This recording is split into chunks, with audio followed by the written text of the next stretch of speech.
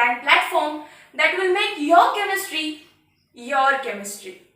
आपल्या chemical kinetics चालू होता आणि केमिकल कायनेटिक्सच्या पार्ट 5 मध्ये आपण integrated rate law for first order reaction संपवलं. आता बघा त्यातलाच एक पॉइंट म्हणजे हाफ लाईफ टाइम काढायचे आपल्याला फर्स्ट ऑर्डर रिएक्शन साठी.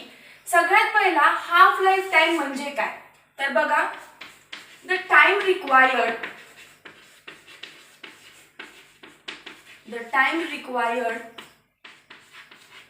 for the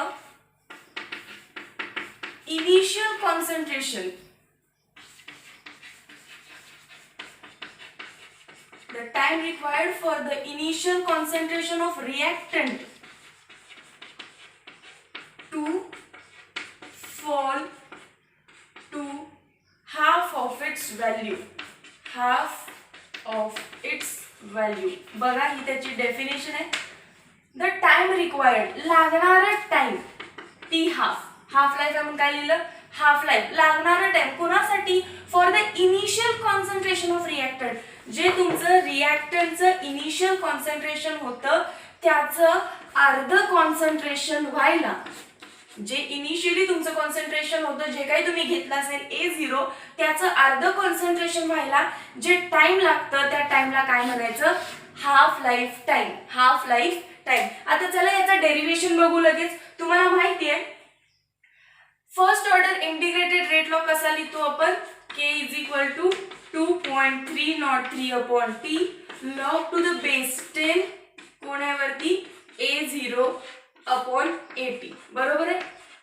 equation number 1 first order साठी इंटिग्रेटेड रेट लॉ हाच लिहिलाय आपण. बरोबर. चला आता कंडिशन्स बघा. At time t equals to 0 जेव्हा 0 टाइम होतं म्हणजे इनिशियल कॉन्सन्ट्रेशन ते कधी बदलणार नाही. ते कधी काय राहणार A0 काय लिहायचं A0. But t equals to t half म्हणजे हाफ लाईफ टाइमला काय होणार हो A0चं कॉन्सन्ट्रेशन A0/2 म्हणजे जे काही तुमचं कॉन्सन्ट्रेशन होतं ऍट टाइम t ते काय बनेल आता A0/2. बरोबर आहे. हाफ लाईफ टाइमला तुमचं जे रिमेनिंग अमाऊंट असणार आहे म्हणजे AT जी असणार आहे ते काय असणार आहे A0/2. परत सांगते बघा तुमच्या ह्या इक्वेशन मध्ये जो A0 जो असतो इथं लिहिते इक्वेशन मध्ये A0 जो असतो ते काय असतं इनिशियल कॉन्सन्ट्रेशन ते नेहमी सेमच राहणार A0 आणि AT काय असतं at time t remaining amount उरलेली अमाऊंट तुमच्या रिएक्टंटची रिमेनिंग अमाऊंट. मग जेव्हा हाफ लाईफ टाइम असेल तेव्हा रिमेनिंग अमाऊंट कशी असणार आहे अर्धी कारण अर्धी रिएक्शन झाली म्हणजे अर्धी उरले. बरोबर आहे अर्धी उरले. सो दिस रिमेनिंग अमाऊंट काय असणार आहे A0/2. चला A0 आणि A0/2 काय करूया इक्वेशन 1 मध्ये सबस्टिट्यूट करून टाकू. कशी होणार तुमची equation K is equal to 2.303/T चं काय होणार आता T हाफ. टीचं काय होणार T हाफ लाईफ टाइम साठी लॉग टू द बेस 10 वरती कोण आहे इनिशियल कॉन्सन्ट्रेशन की जो A0 आहे आणि ऍट टाइम T किती होणार आहे कॉन्सन्ट्रेशन AT किती होणार A0/2. बघा A0 ला A0 कट होणार राहिला काय log टू द बेस 10 1/1/2 हे असं राहणार ना log ऑफ 1/1/2. न्यूमरेटरच्या डिनॉमिनेटर वरती जातो आणि काय बनतो log 2 बनणार. बरोबर आहे. मग ह्याचीच व्हॅल्यू काय आली आता इथे लिहिते बघा K is equal to 2.303/T half log to the base 10 2 आणि log 2 ची व्हॅल्यू तुम्ही लक्षातच ठेवा कारण डेरिव्हेशन मध्ये तुम्हाला काय करायला लागेल ही लिहावी लागेल पटकन लिहिता येईल. log 2 ची व्हॅल्यू असते 0.30. So K is equal to 2.303/T half into किती असते पॉइंट म्हणजे 0.3010 ज्याला मी 3010 म्हणते. आता जेव्हा तुम्ही 2.303 आणि 0.30 काय कराल मल्टिप्लाय कराल तेव्हा तुमचा आन्सर येईल 0.693/T हाफ 0.693/T हाफ. आणि हे तुमचं इक्वेशन मला T हाफच्या टर्म्स मध्ये लिहायचंय कारण मी हाफ लाईफ टाइम काढते. इक्वेशन काय होईल 0.693/K. फक्त काय आला K डिनॉमिनेटरला आला टी हाफ वरती घेतलं. ही इक्वेशन आहे तुमची half life time for first order reaction. Half life time for first order reaction. बघा याच्यामध्ये कुठे कॉन्सन्ट्रेशनची टर्म दिसते का तुम्हाला? फायनल इक्वेशन मध्ये, फायनल इक्वेशन नंबर 2 म्हणू. हे इक्वेशन 2 मध्ये तुम्हाला A0 AT कुठे आहे का? नाही. So half life time of first order reaction is independent of initial concentration, is independent of initial concentration. लक्षात आलं?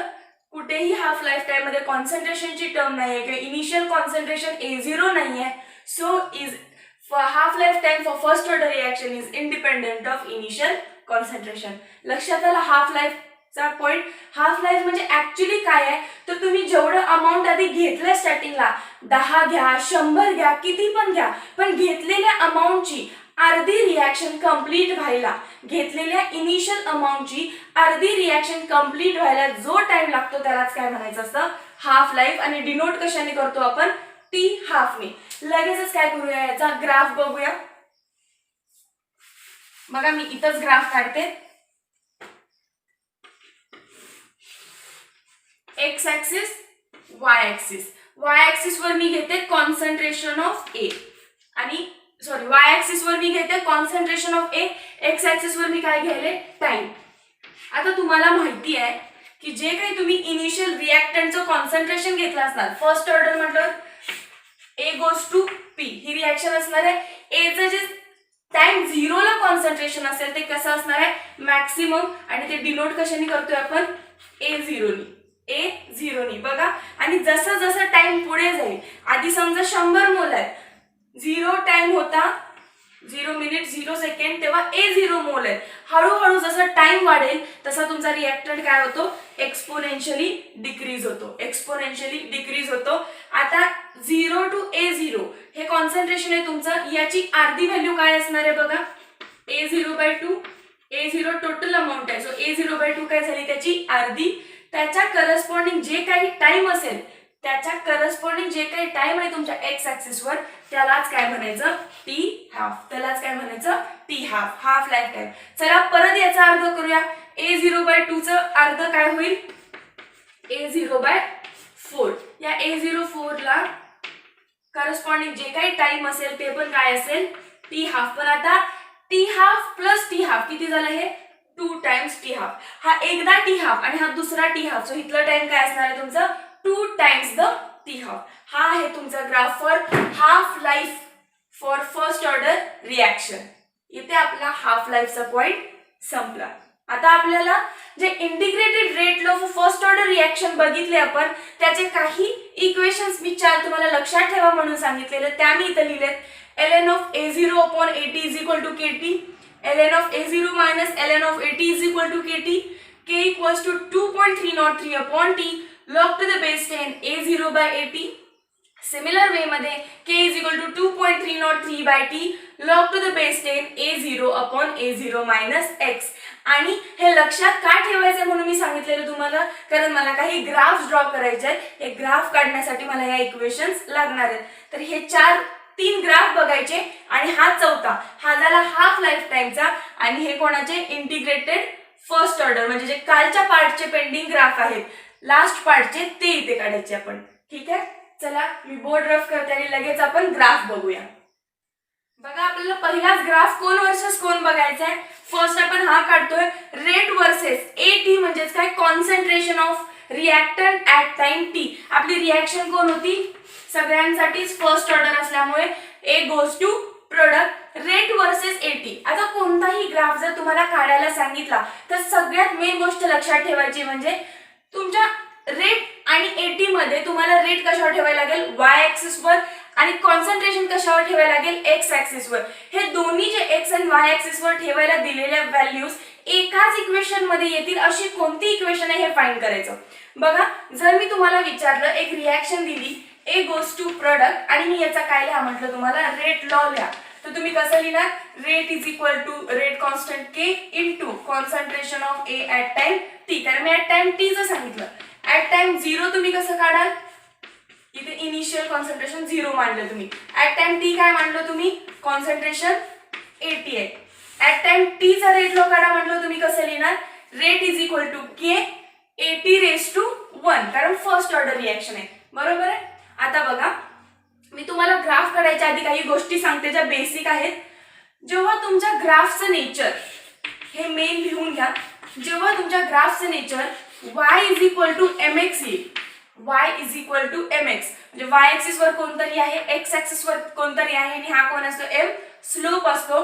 तेव्हा तुमचा ग्राफ नेचर कसं असतं, ग्राफचं straight line passing through origin, आणि इथे काय काढतो तुम्ही स्लोप, त्या स्लोपची व्हॅल्यू काय असते m, ही स्लोपची व्हॅल्यू काय असते m.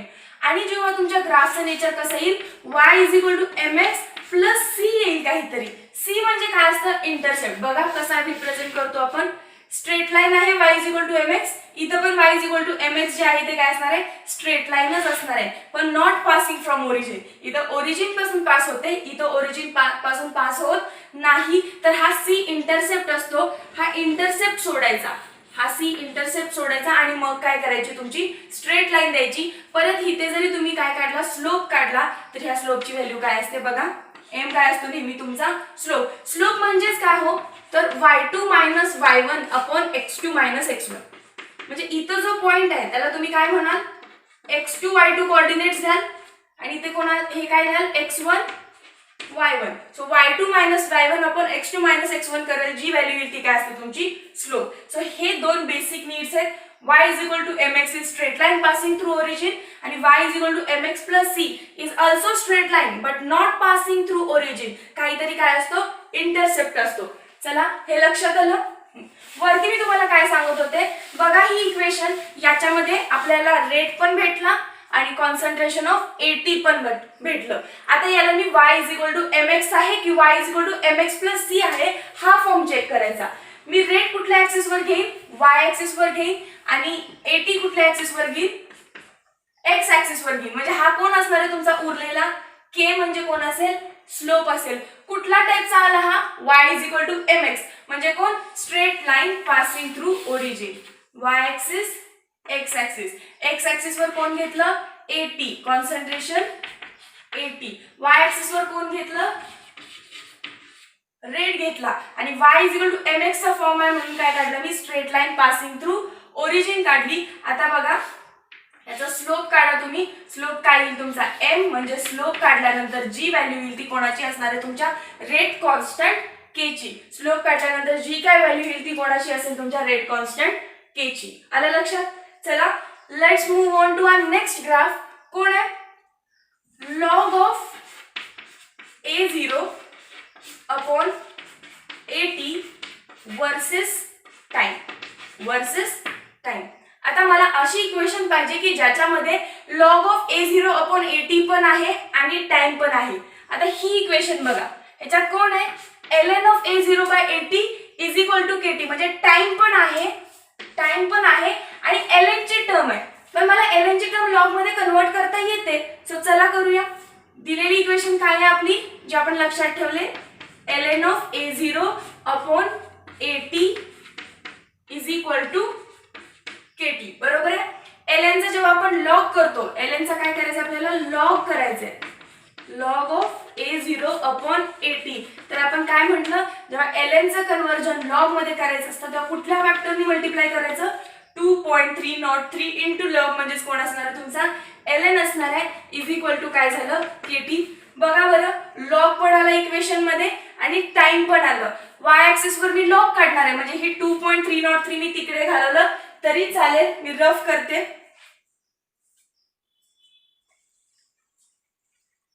बघा इथून मी काय केलं, रफ केलं 2.303, इथे मल्टिप्लाय होतं, इकडे जाऊन काय होईल, 2.303 डिवाइड होईल. ठीक आहे. आता पुट करूया. y ऍक्सिस वर कोण असणार आहे, तुमची लॉग ची टर्म. हे t जे इथं आहे kt, ते मी काय करते, t जरासं फक्त इथं सेपरेट काढते. ktच आहे, डिवाइडला कोणाच्याही जाईल, मल्टिप्लाय आहे, त्यामुळे kt डिवाइड बाय 2.303 किंवा k divide by 2.303 into t लिहिलं. बघा हे झालं y. तुम्ही काय करताय, x ऍक्सिस वर कोण काढणार, टाइम. म्हणजे आता हे कोण राहिलं उरलेलं तुमचं सगळं, एम. परत फॉर्म कुठला आला, y is equal to mx चाच फॉर्म आला. याचा ग्राफ पण कसा असणार आहे, straight line passing through origin. y axis वर कोण होतं, लॉग ची टर्म, ते पण कोण, log of a0 upon at. x axis वर कोण आहे तुमचा, टाइम आहे. Straight line passing through origin का आलं, y is equal to mx असल्यामुळे. आणि जो तुम्ही स्लोप काढाल त्या स्लोपची व्हॅल्यू काय असणार आहे आता, k अपॉन 2.303. इथं स्लोप कोण आहे, k divide by 2.303. k is equal to 2.303. इथे स्लोप कोण होता, डायरेक्ट रेट कॉन्स्टंट होता, पण इथे कोण आहे, k डिवाइडेड बाय 2.303 आहे. आपला हा पण ग्राफ संपला. सिंपल आहे. अशी इक्वेशन फाइंड करायची की ज्याच्यामध्ये दोन्ही टर्म्स आहेत, एकाला y ऍक्सिस वर ठेवायला, एकाला x ऍक्सिस वर ठेवायचं. उरलेलं कोण लिहायचं, m. इथे पण याला y वर ठेवलं, याला x वर ठेवलं, उरलेली टर्म कोण आहे, m. y is equal to mx, y is equal to mx. त्यामुळे काय आलं, straight line passing through origin. आता एकच ग्राफ राहिला, तो म्हणजे लास्ट वाला. चला तो पण कंप्लीट करू. बघा आपल्याला आता कोणता ग्राफ बघायचा आहे, log of 80 versus time. Heading दिली लॉग ऑफ 80 वर्सेस टाइम. आता मला अशी इक्वेशन फाइंड करायची आहे की ज्याच्यामध्ये लॉग ऑफ 80 पण आहे आणि काय आहे, टाइम आहे. ही इक्वेशन बघा ज्याच्यामध्ये लॉग 80 पण आहे आणि टाइम पण आहे. सो मी ही इक्वेशन घेऊ शकते माझा ग्राफ काढायला. आता तुम्ही म्हणाल वरची का घेतली नाही, तर वरच्यामध्ये कोण आहे, ln आहे. परत आपल्याला या ln चं कन्वर्जन लॉग मध्ये करत बसायला लागेल. सो बेटर ऑप्शन जी आपल्याकडे ऑलरेडी अवेलेबल आहे ती मी घेतली. इथे आपल्याकडे अवेलेबल नव्हती, सो मी कन्वर्ट करत बसले. ही इक्वेशन घेतली, चला लिहिली. कशी लिहिली पण बघा, इथे लॉग एका टर्म खाली डिवाइड आहे. आणि आपण लास्ट लेक्चर्स मध्ये बघितलं की जेव्हा लॉग एका टर्म्स खाली डिवाइड असेल आणि लॉग मला सेपरेट टाकायचा असेल तर डिवाइड आहे म्हणून तो काय होतो, minus. Log of a0 minus log of 80 हे लॉगचे रूल्स आहेत. आता बघा मला कोण पाहिजे, माझ्या y ऍक्सिस वर लॉग 80 पाहिजे, म्हणजे ही टर्म मला सेपरेट लिहायची आहे, ते पण पॉझिटिव्ह करून. आणि कोण पाहिजे मला, टाइम सेपरेट करायचे, बरोबर आहे. चला या t ला इकडे शिफ्ट करा, 2.3 ला खाली आणा, म्हणजे कोण झालं, kt डिवाइडेड बाय 2.303. इकडे कोण राहिलं, लॉग टू द बेस 10, आतमध्ये आहे a0 minus log to the base 10. इकडे कोण आहे, 80. आता मला हा लॉग 80 इथं मायनस आहे, तो मला पॉझिटिव्ह पाहिजे, म्हणजे मी इज इक्वल टू साइनच्या जर इकडे आणलं त्याला लॉग टू द बेस 10 80, तर तो काय होईल, इथे मायनस आहे, इकडे जाऊन काय होईल, तो पॉझिटिव्ह. आता ही जी kt अपॉन 203 ची टर्म आहे ती इज इक्वल टू च्या साइडला इकडे कोण आहे, पॉझिटिव्ह चार्ज आहे, तर तिकडे जाऊन काय होईल, ती मायनस होईल. बघा मी काय लिहिते, इथे आहे तसं लॉग ऑफ a0 वरची टर्म, इथे ही टर्म पॉझिटिव्ह आहे, इकडे जाऊन काय होईल, निगेटिव्ह होईल, kt डिवाइडेड बाय 2.303. लक्षात आलं. बघा लॉग 80 मी एका साइडला आणला, टाइम पण मी काय आणलं, एका साइडला घेऊन आले. हीच इक्वेशन मी आणखीन कशी लिहू शकते किंवा काही गरज नाही, तुम्हाला लक्षात येईल. किंवा एक फॉर्म बघा आणखीन याचा, log of 80 is equal to, मी काय लिहिते आधी बघा, मायनस k अपॉन 2.303. टाइम फक्त मी काय लिहिलं, सेपरेट लिहिलं, तुम्हाला कळून येऊ दे म्हणून. आणखीन कोण आहे याच्यामध्ये, प्लस टर्म आहे ना, ही लॉगची टर्म प्लस मध्ये, so plus log of a0. हा एक फॉर्म मध्ये तुम्ही लिहू शकता. चला इक्वेट करूया. मला y ऍक्सिस वर कोण लिहायचं आहे, लॉग 80. x ऍक्सिस वरती कोण लिहायचं आहे, time. So y is equal to, हा कोण राहणार तुमचा, mx प्लस कोण आहे हा आता, c. आता इक्वेट करा, y म्हणजे कोण येणार आहे तुमचं, लॉग ऑफ 80. c म्हणजे कोण येणार आहे, log of a0. x axis वर कोण करणार, टाइम. आणि स्लोप कडे नीट लक्ष द्या. स्लोप जो आहे तुमचा m, तो काय आलाय बघा, मायनस k अपॉन 2.303. म्हणजे स्लोपची व्हॅल्यू निगेटिव्ह आली. जेव्हा तुमच्या स्लोपची व्हॅल्यू निगेटिव्ह येते तेव्हा ग्राफ कसा काढायचा, स्ट्रेट लाईनच. बघा y is equal to mx plus c चा ग्राफ मी तुम्हाला काय सांगितलं, नेचर असं. पण याचा जेव्हा स्लोप काढाल तुम्ही तेव्हा काय असतो, तो पॉझिटिव्ह असतो. आणि निगेटिव्ह काढायचा असेल तर ग्राफ कसा काढायचा, उलटा, याच्या उलटा काढायचा. बघा हा तुमचा काय होईल, इंटरसेप्ट c होईल. इंटरसेप्ट c कोण आहे आपला, लॉग ऑफ a0 आहे. इकडे टाइम आहे x ऍक्सिस वर, y ऍक्सिस वरती कोण आहे, 80 आहे.